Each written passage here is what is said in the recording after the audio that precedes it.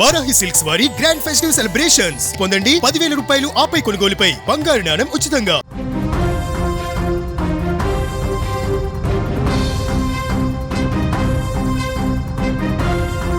అమెరికాలోని మేరీల్యాండ్ రాష్ట్రంలో హోవర్డ్ కౌంటీలో ఒక భయంకరమైనటువంటి హత్య వెలుగులోకి వచ్చింది. తన మాజీ ప్రియుడి చేతిలో నిఖిత గొడిశాల అనే యువతి కత్తిపోట్లకు గురై ప్రాణాలు కోల్పోయింది. ఈ కథలో నిందితుడు అర్జున్ శర్మ ఆడిన నాటకం పోలీసులను సైతం విస్మయానికి గురిచేసింది. జనవరి 2వ తేదీన అర్జున్ స్వయంగా పోలీసులకు ఫోన్ చేసి తన మాజీ ప్రియురాలు నిఖిత డిసెంబర్ 31 నుంచి కనిపించడం లేదని మిస్సింగ్ రిపోర్ట్ ఇచ్చాడు. ఆమెను చివరిసారిగా తన అపార్ట్మెంట్లో చూశానని నమ్మబలికాడు. అయితే పోలీసులకు ఫిర్యాదు చేసిన రోజే అర్జున్ శర్మ అత్యంత తెలివిగా అమెరికా నుంచి భారతదేశానికి విమానంలో పారిపోయాడు. అనుమానం వచ్చిన పోలీసులు జనవరి 3న కొలంబియాలోని అర్జున్ అపార్ట్మెంట్ను సోదా చేయగా అక్కడ నిఖిత మృతదేహం రక్తపు మడుగులో పడి ఉంది. ఆమె శరీరంపై అనేక కత్తిపోట్లు ఉన్నట్టుగా పోలీసులు గుర్తించారు. నిఖితను డిసెంబర్ 31వ తేదీ రాత్రి 7 గంటల సమయంలో హత్య చేసి ఉంటాడని పోలీసులు ప్రాథమికంగా నిర్ధారించారు. నిందితుడిపై ఫస్ట్ డిగ్రీ మరియు సెకండ్ డిగ్రీ మర్డర్ కేసులు నమోదు చేసి అరెస్ట్ వారెంట్ కూడా జారీ చేశారు. ప్రస్తుతం అర్జున్ శర్మ భారత్లో ఉన్నాడని గుర్తించిన అమెరికా పోలీసులు అతన్ని పట్టుకోవడానికి United states federal law enforcement ఏజెన్సీలు సాయం కోరుతా ఉన్నాయి. దానికి సంబంధించిన పూర్తి వివరాలు సేకరిస్తూ ఉన్నారు. హత్యకు గురైన నిఖితది హైదరాబాద్లోని సికింద్రాబాద్గా భావిస్తూ ఉన్నారు. ఆమె సోషల్ మీడియా వివరాలను పరిశీలిస్తే సికింద్రాబాద్లో తన మూలాలు ఉన్నాయి, తన కుటుంబానికి సంబంధించినటువంటి మూలాలు ఉన్నట్టుగా పోలీసులు గుర్తించారు. దీనిపై కాస్త క్లారిటీ రావాల్సినటువంటి అవసరం ఉంది. ఏదేమైనా ప్రేమించి పెళ్లి చేసుకుంటాడనుకున్నటువంటి వ్యక్తే ఇంతటి దారుణానికి ఒడిగట్టడం స్థానిక ప్రవాస భారతీయులను కూడా తీవ్ర దిగ్భ్రాంతికి గురి చేసినటువంటి పరిస్థితి. ఎంత తెలివిగా ఈ దుర్మార్గానికి పాల్పడ్డట్టు చూడండి.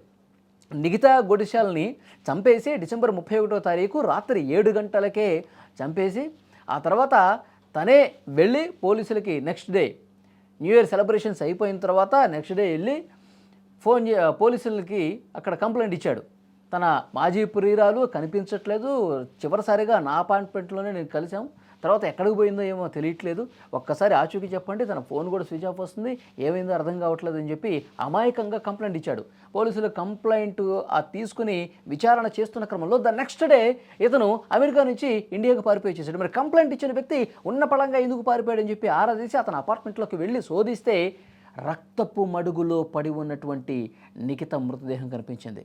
సో పోలీసులకు పిక్చర్ క్లియర్ అయిపోయింది. ఇతను భారత్కు పారిపోయినట్టుగా తెలుస్తోంది. ఇక్కడ ఫెడరల్ అధికారులు ఏజెన్సీలు ఏవైతే ఉన్నాయో వాళ్ళని సంప్రదించి వాళ్ళ నుంచి వివరాలు తెలుసుకుంటూ ఉన్నారు. ఇప్పుడు ఎక్కడ ఉన్నాడు, భారత్లో ఏ రాష్ట్రానికి వెళ్ళాడు, ఎక్కడ ఉన్నాడు, ఏ సిటీలో ఉన్నాడు, ఎక్కడ తిరుగుతూ ఉన్నాడు, ఇవన్నీ కూడా ఇన్వెస్టిగేషన్లో బయటకు వచ్చే అవకాశం కనిపిస్తుంది. నిఖిత గురించి వివరాలు సేకరిస్తే నిఖితకు సంబంధించిన డీటెయిల్స్ ఇప్పుడిప్పుడే సేకరిస్తూ ఉన్నారు. తన ఇన్స్టాగ్రామ్ అకౌంట్స్ ఏవైతే ఉన్నాయో సోషల్ మీడియా అకౌంట్లను పరిశీలిస్తున్నారు. సికింద్రాబాద్లో వాళ్ళ కుటుంబానికి సంబంధించిన మూలాలు ఉన్నాయి అని చెప్పి ఆ అకౌంట్ని చూస్తే అర్థమవుతుంది. కానీ ఇక్కడ ఎవరెవరు ఉంటారు, ఇక్కడ వాళ్ళ కుటుంబ సభ్యులు ఎవరున్నారు, పేరెంట్స్ ఎక్కడ ఉంటారు, వీళ్ళకి ఇక్కడ బంధువులు ఉంటారా, తర్వాత వీళ్ళ ఫ్రెండ్స్ ఏం చెప్తున్నారు, ఇవన్నీ కూడా ఇప్పుడే వివరాలు సేకరిస్తూ ఉన్నారు. కానీ చాలా బాధాకరమైన విషయం, చంపేసి అత్యంత దారుణంగా కత్తిపోట్లు ఉన్నాయంట ఆమె శరీరం మీద. 1 కాదు 2 కాదు, దాదాపు 10-12 కత్తిపోట్లు ఉన్నట్టుగా మనకు సమాచారం వస్తుంది. చాలా దుర్మార్గంగా అత్యంత పాశవికంగా చంపేసి నాకేం సంబంధం లేదన్నట్టుగా బయటకు వచ్చేసి కంప్లైంట్ ఇచ్చి ఇండియాకు పారిపోయాడు. సో డెఫినెట్గా చాలా సీరియస్ కేసు ఇది. పోలీసులు అక్కడ చాలా సీరియస్గా ఈ కేసుని ఇన్వెస్టిగేట్ చేస్తున్నారు. అన్ని డీటెయిల్స్ తీసుకుంటారు. ఇక్కడ అధికారులు పోలీసుల సహాయం కూడా తీసుకుని వాడు ఎక్కడున్నా సరే పట్టుకుని తీరే అవకాశం అయితే కనిపిస్తుంది.